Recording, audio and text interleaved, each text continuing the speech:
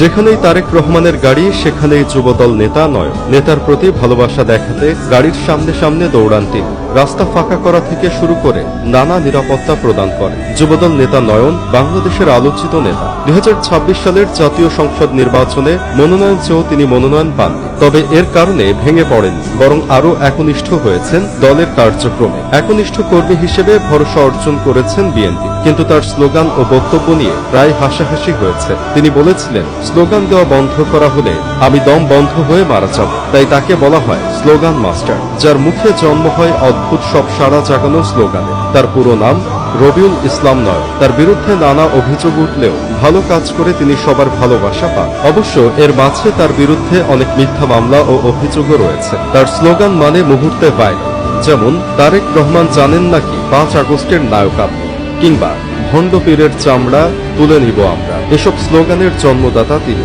2025 সালের 15 আগস্টে ধানমন্ডির 32 নম্বরে গিয়ে নিজের উপস্থিতি জানান দিয়ে আসেন রবিউল ইসলাম নয়ন। সেখানে বিএনপির কর্মীরা স্লোগান দেন 32